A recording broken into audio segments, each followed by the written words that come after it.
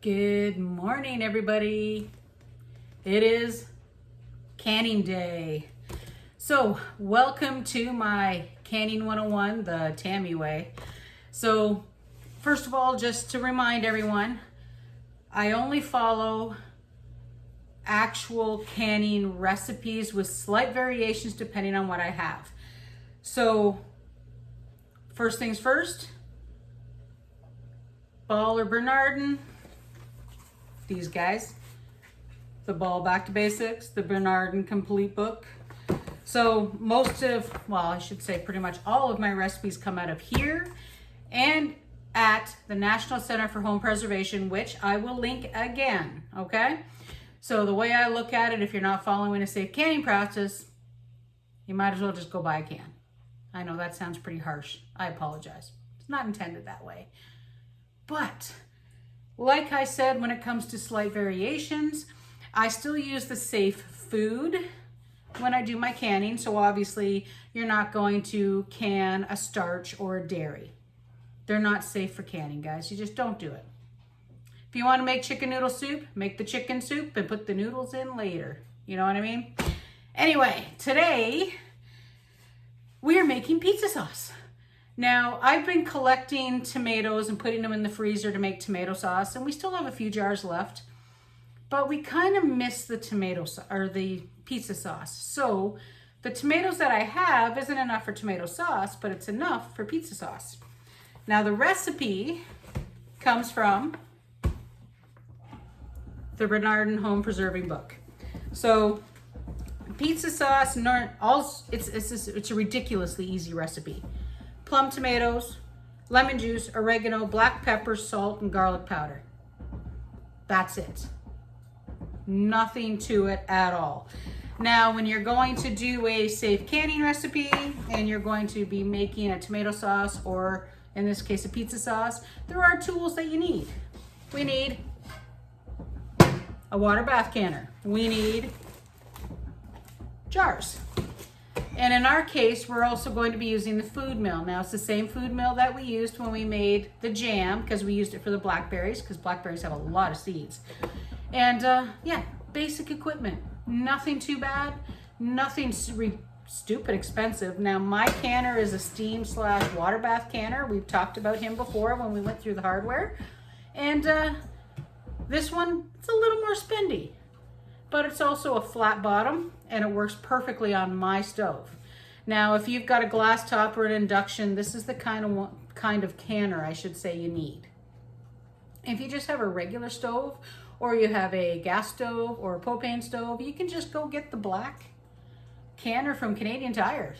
Those things work great. I still have mine. I just can't use it on the stove, but I do, hopefully, if I can swing it, want to get a small propane burner and actually use it outside for the big canning seasons. So, but as it is for now, this guy's my favorite. Now, I do steam can a lot, but for our series that we're doing for all the safe, non-pressure canning recipes, we're going to be doing this all as water bath, because not everybody can get a great big Victorio steam canner. We're going to do it the same way as you would do it if you had that black canner. You can get a Canadian Tire. Now, if you're not in Canada, of course, Canadian Tire's kind of, it's just a standard in Canada. It's like the place to get all the weird things you can't necessarily get in other places. Plus a lot of things you can get in other places. You can get a black water bath canner at Walmart. I think Target back in the day, they may still do it. All the good home hardwares, Home Depot did carry them. I'm not sure if they still do. But if you have a good all-round just hardware/home store, you can usually get them.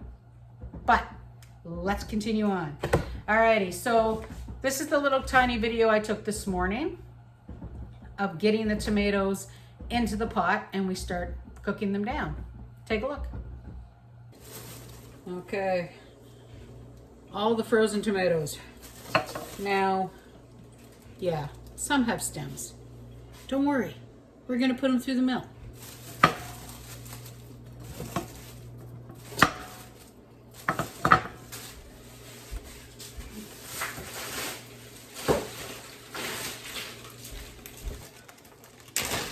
Now the one you're probably going to really look at me weird for are these. These are actually just grape tomatoes. And yeah, I know, like we already said, the recipe says plum tomatoes. But first of all, the flavor of grape tomatoes I think is phenomenal. They're mostly water. They're really not going to add much substance to this, but the flavor I actually like.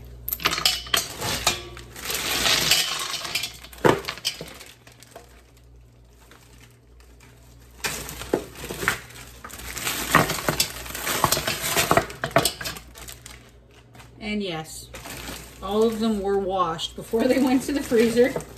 I tend to wash them, put them on a tray, and then freeze them. That way all I have to do is dump and go. Alrighty, time to start cooking this down. They are frozen. This will take quite a while. There you go. That's all I did. Frozen tomatoes in the pot. So now let's talk about the tomatoes. Now, as you noticed, I had a bunch of little grape tomatoes. There was salad tomatoes. There was plum tomatoes. I think there was a few beefsteak tomatoes. Those are all the tomatoes, that word that I cannot say today. Those are the tomatoes that I have been getting, believe it or not, on clearance. Now, at my Walmart, you know, my big W, when I go in, they've got the rack that's, you know, the day-old bread, and then they have the other rack for the veggies. They may not look pretty. So quite frequently, if they're not pretty for the shelf, they'll put them in a bag and put a, you know, a $1 or a $2 sticker on them. Why not? There's nothing wrong with any of them. I wash them, check to make sure there actually is anything wrong. If there's a break in the skin, I'll cut that off because, you know, just in case. They get put on a tray, they get frozen, and then they get shoved into bags. So why not use them? Now the recipe calls for plum tomatoes. Plum tomatoes are a lot meatier. So plum tomatoes are the best tomatoes for sauce and pizza sauce, tomato paste, anything like that. But salad tomatoes and a lot of beefsteak tomatoes have some great flavor as well. So when I make tomato sauce, I admit I just use whatever tomatoes. It does affect your pH a little bit. So I usually end up putting extra lemon juice in just to compensate. I do not have pH testers. I probably should invest in one if I'm gonna do more canning, but the recipe, oops, bang. The recipe is for 13 cups of puree. And then you add a half a cup of the bottled lemon juice. Now in my case, I will adjust that based on how many cups of puree I actually get. We're not gonna get 13 cups. So I'm gonna bet we're only gonna get maybe 5 250 milliliter or half pint jars of pizza sauce from this amount of tomatoes, and that's a guess, which is all right, because when we get more tomatoes, we'll be making more pizza sauce. So when I do it, I'll measure it, do my equivalent for the lemon juice, and then I will add that extra little bit just in case. Okay? Alrighty. Now I should tell you what prompted this whole pizza sauce thing. And it's these. So yellow tags and pink tags, we've talked about them in my regular videos. Sometimes you get yellow tags for jars. So we were wandering around the Big W, and this case of jars had one jar missing. I don't know, maybe someone needed a jar. I have no idea. So they put this case of jars for half price, which is $7.48. There's 11 jars in this 12 jar case, and I got it for half price. So that makes me happy. But there you go. We're gonna get this going. Let's go check out the tomatoes because they're over there bubbling away. These jars are gonna get washed and we're gonna prep for this pizza sauce. So let's go check the tomatoes. Okay guys, so these tomatoes have been cooking probably about an hour. They were frozen like I showed you in this pot when we started. So don't worry about the fact that I have stems and things in here. All these tomatoes were washed before they came in here. But I admit making tomato sauce and pizza sauce, this is my favorite part because I get to squish all the tomatoes, get all the fabulous flavors out, all the meat out, all that stuff. Now these will cook for quite some time yet. So about half of this, it'll reduce down by about half. I may or may not mill them before they get down that far. I'm not 100% sure yet. I might just let them happily cook away and get all the good flavors out of those skins. But yeah, this will take some time, but we will be back. We'll get these through the mill, and then we'll get all the fabulous flavors into this pizza sauce. Okay, so our tomatoes have cooked enough that I'm gonna mill them. Now, I'm down to, I guess that's down about, what, 3 inches? Give or take. I should have actually figured out how much was in here, but I didn't. Failure, my part. Anyway, it has actually thickened up quite a bit. So we're gonna go with we're gonna mill the tomatoes, put it in a smaller pot, and get this pizza sauce going. Now we need to measure it. So if you've got one of these big, huge, king size measuring cups, 8 cups is here, which you can't see, but anyway, 8 cups is there. 16 cups is what the recipe calls for. And to be honest with you, the more I'm looking at this, we might get pretty close. All right, now we're gonna talk about the mill. Now, when I showed you my hardware, I mean, I have a basic food mill. I got this at Canadian Tire. I think it cost me about $20. I did link one before in the past. I'll link it again to see if the prices have changed. Now, these mills come with the little discs. Basically, it forces the food through. It's a real easy thing. I always use the finest for my tomato sauce to break down the meat as much as possible. Mine came with 3. So this one here, bigger one, bigger seeds, and then the big guy, which I have never used. The only reason I could actually ever see doing this is if I really needed to, say, finely mash potatoes, possibly, things like that. I really don't think I'd ever use that size. I always use this one, it seems. So, put these away. Alrighty. Now, putting these things together, noisy. Putting them together is easy. You put the size you want in the bottom, dome up, because as you notice, let me do this again. Ping. They're kind of, not concave, convex, so they point up. And then the mill itself just goes in on top, okay?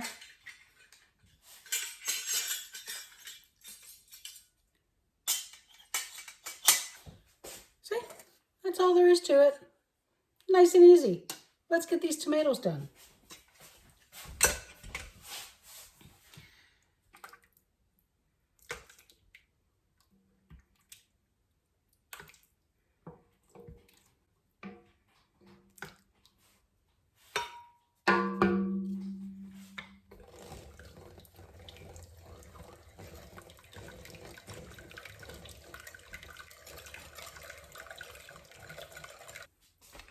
All right, so I'm going to finish milling this up. I'm going to show you how much waste we have when we're done.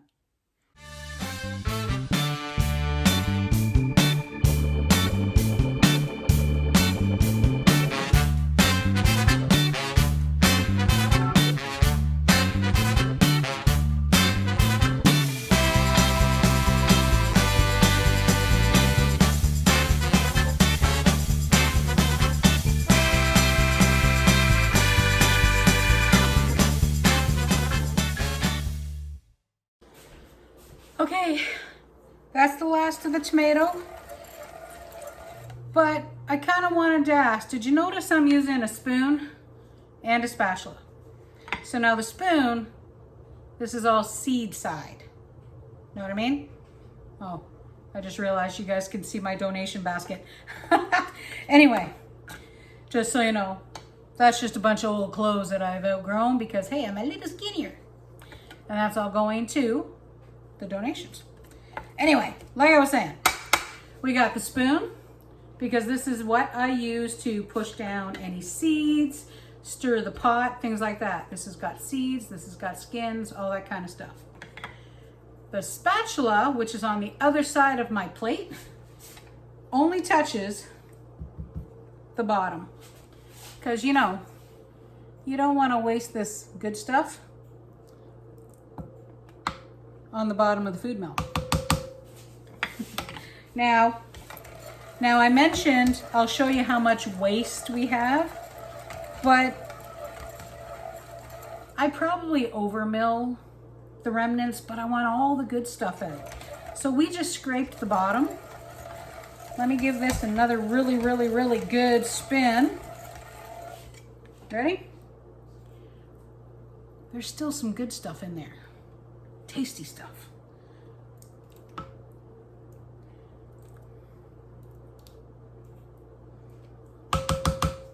All right, let me show you how much waste we got from that half a pot of tomatoes.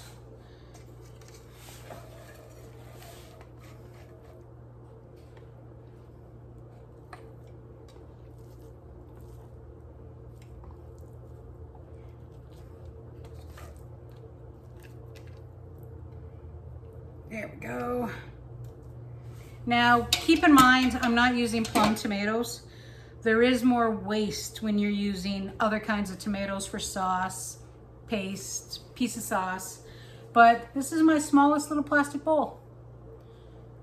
If I was using plum tomatoes, it would be about half. Not bad. Alrighty, but I don't think we could have done this any better because we ended up with just shy of 16 cups. Try not to make a mess.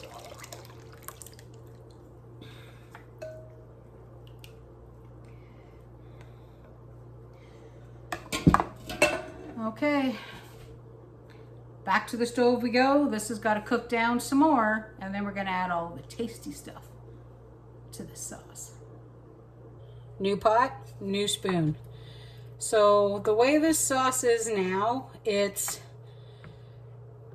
far from a tomato sauce. This, we have 16 cups. We're going to measure it.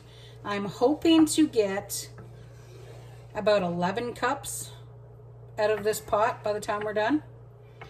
Now, if you like a light's not the right word, a thinner like passata type, you can actually can this now.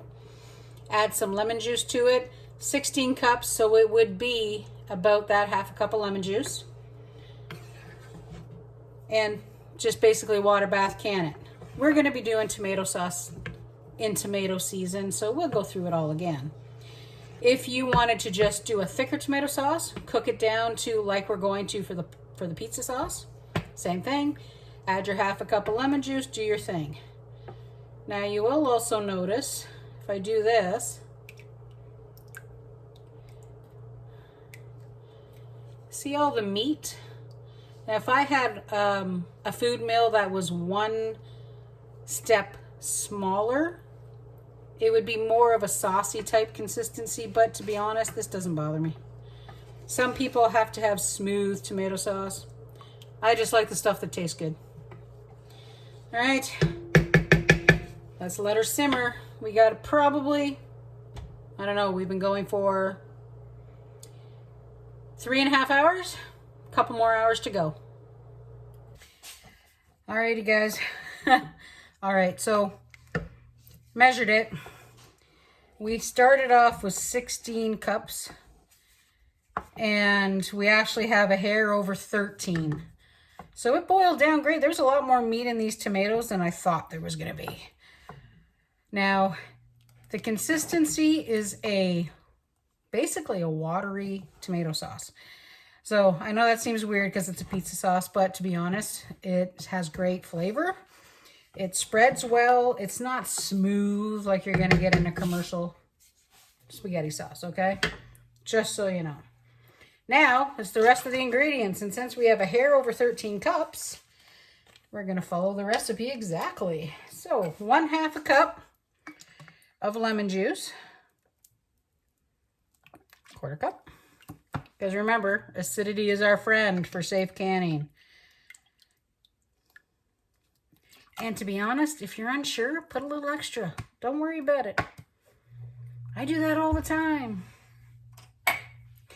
Now, there's a couple other things that you can do when you're making this sauce. The recipe calls for straight up oregano. Now, as you know, I have more Epicure stuff than you can shake a stick at. I have used the marinara mix in pizza sauce as well, because the marinara, it has herbs, it has onion, garlic, black pepper, spices. It has a lot of good stuff in there, but the important part, it has 0 of anything that is a wheat product, 0 gluten, or else you couldn't use it for canning. Keep that in mind. Now the recipe calls for a teaspoon of oregano. I admit I'm going to put more because I like more. So I'm actually going to put like almost 2. Just dried oregano. And a teaspoon of garlic.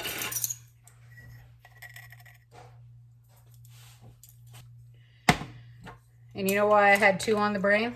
Because the recipe calls for 2. And I was putting in 3. So I remember the last time I did it, I put 1 extra. Sucks getting old. All right. Teaspoon of salt.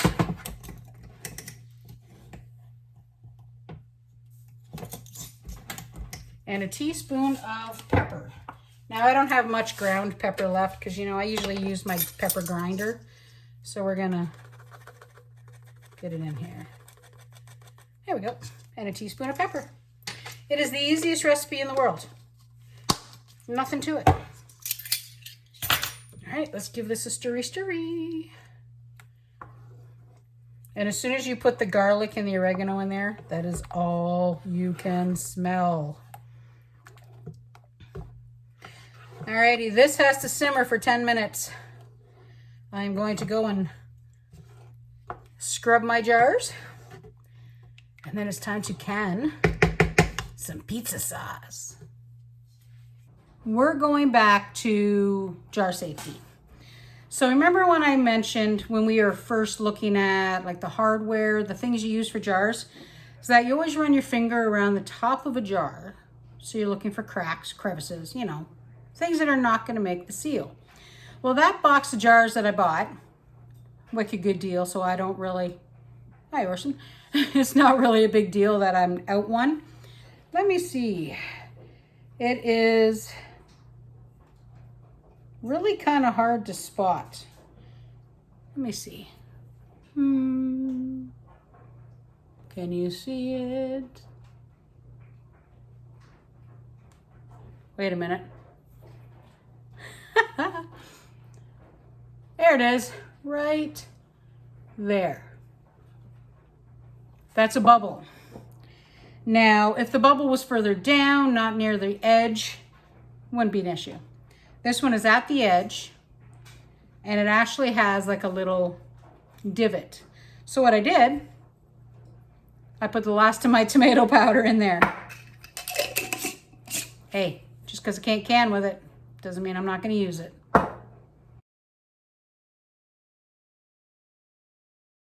Alrighty guys, it is officially canning time. So the sauce is done. Smells phenomenal. That word I can't say. It has been Freddy approved. We have freshly clean jars, still nice and warm. We have washed our lids. We have washed our funnel. And we have washed our ladle. Let's get this stuff in jars and get them in the canner. Now, let's pull the recipe so you guys can see. The recipe calls for, the recipe says 500 milliliter jars. We are using 250 milliliter jars, but they process for 35 minutes. We are not going to change the processing time. I'm going to keep it at 35 minutes. That way we know everything is safe. If it's overprocessed, it's overprocessed. Am I really worried about it? No. All right. I can tell you though, it smells great. Now, some people are like, oh, that pizza sauce isn't very thick. Well, guys, like when you can tomatoes and things, I mean, the heat when you do the processing, it needs to get through everything. If you can something that's extremely thick, the chances of it actually processing properly aren't as high. So you follow the recipe to the best as you can. Like I said before, I know I'm not using plum tomatoes, and plum tomatoes, they are, well, they're meatier, so it would be thicker. I use the tomatoes I have. Waste not, want not, that's just me. And the good thing is we definitely are getting a lot more pizza sauce than we originally thought, which makes me happy. All right, so it's the same thing as when you first use the jars.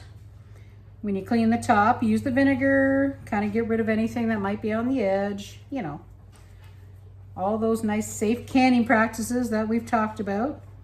But it also gives you another chance to feel the edge for any nicks, any breaks, especially if these are jars that you've used before, okay? You never really know, did it get dropped, stuff like that. Perfect. All right. And our nice clean lids. Pop those on. Oh yeah, and if you're gonna start canning, this silly little magnet, that's all I can tell you, it's one of the best things in the world. Yeah, that's my dryer. It plays me a little tune to tell me it's happy.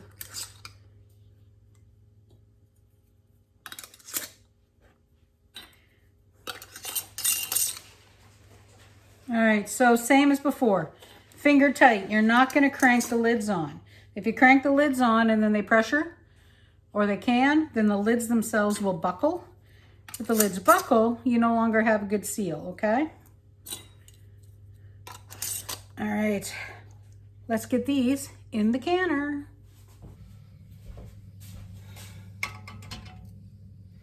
All right, guys. So I actually managed to fill all 10 of the jars that came in that case, which is really fabulous. Okay. So now it's time to slowly get this in the hot water without knocking any jars over. Now, like we said before, it's a good idea to have at least a good inch on top of the jars.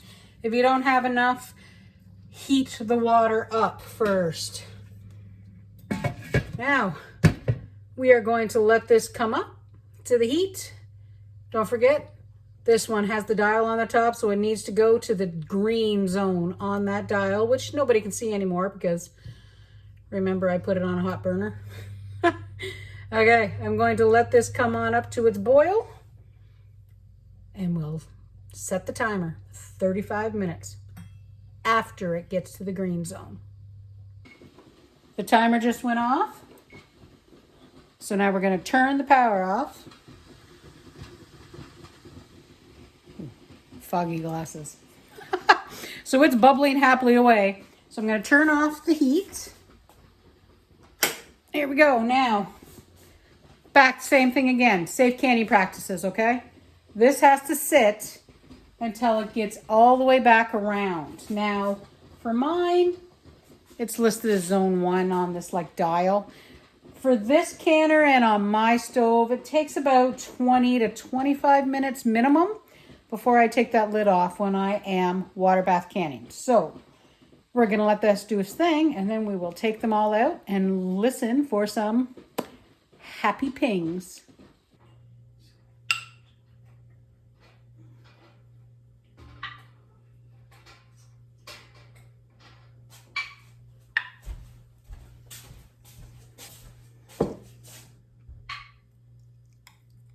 Happy pings! So there's residue on my jars because I forgot to put vinegar in the water because I'm a putz. So I'm gonna let these sit. They will stay here until tomorrow. Then we'll wash these and label them. Labels all ready to go. Okay. You didn't think I was going to make pizza sauce and not make a pizza, did you? So we made... All right, so now the sauce, some people are going to look at this and say, Tammy, that's really thin. But it's really not. You use a good homemade sauce, guys, you do not need a lot of sauce. Look at that. And we have leftovers for dipping. Well, pizza's done. I had a fatality. Okay, I shouldn't have left the crust hanging around, so it kind of got stuck a tiny bit. But it's done. So, note to self, don't touch the pizza pan with your hand. Ta-da! Alrighty, dinner is ready. There we go. We'll put that there and make it look pretty. Well, it's not the prettiest pizza in the world because it fell apart a little bit. Just a little bit. But it smells great. All right, we're going to wrap this up tomorrow once the pizza sauce has had a chance to settle, and we'll make sure everything sealed. See you tomorrow.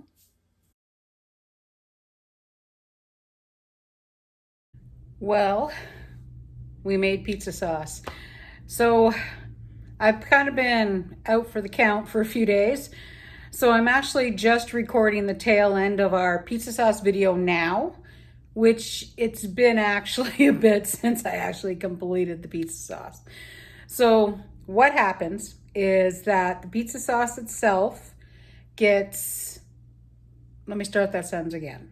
The jars themselves, they get washed, and then I label them. They're in the cupboard. So we ended up with 10 little jars of pizza sauce. Just a minute, gotta switch arms, guys. So, yeah, it worked out well. The pizza came out great, just so you know. We had enough left over for dipping sauce. Of course, I had to add some Tabasco to mine because I like spicy dipping sauce. Sorry. So, anyway, like we said in previous videos and in this one, if you're gonna can, follow a safe and trusted recipe. I will link the Bernardin recipe below. Super dead easy. The tomatoes that I ended up using, they were definitely meatier than I thought they were. I honestly thought we were gonna get 5, maybe 6 little jars, if I was lucky. Turned out we got so much more. Fabulous. The taste, the smell, oh, all you could smell all day was that pizza sauce. And I was so happy with it. Anyway, guys, whoops, switching arms again. Should be using my stick. So, like I said before, canning, it is simply just a great way to store extra. If you happen to have a garden, canning is a great way to preserve your, well, all your hard work. Pizza sauce, nice and easy. Tomato sauce, just don't put the rest of it in. Just a little bit of salt and the lemon juice. Perfect. That's all you need. Spaghetti sauce. Ditch the oregano, use basil. Do whatever you want. The point is, think of your pH. If you follow the recipe, you put the lemon juice in, and you're not 100% sure, add a little bit more. You're not going to taste the lemon, guys. It's just for the acidity. You need the acidity. Now, if you're going to get into things like fermentation, stuff like that, that's when you really have to pay more attention to the acidity, the pH, stuff like that. But that's not something I'm getting into, at least not yet. Maybe someday. I was debating on doing fermented pickles. Not sure yet. We'll think about it. But, so like I said, safe canning practices all the way. I only follow Ball, Bernardin, and the National Center for Home Preservation. I do have a couple of old recipes that I completely redid, so they're safe. Following guidelines, of course. We'll share those later on. One is actually a fabulous New Brunswick recipe. I'm pretty sure it's a New Brunswick recipe. Lady Ashburnham. If you're in the Maritimes, you probably know what it is. All right, so I hope you enjoyed our latest canning adventure. The garden is in full swing. It's not sprouting yet, but we got all the seeds in, so I'm thinking about already what's going in jars next. And since rhubarb is the first thing, it's probably going to be stewed rhubarb. Once again, dead simple recipe. Nice and easy and tastes great. So thanks for coming out. I appreciate each and every one of you. And thanks for watching Canning 101 the Tammy way.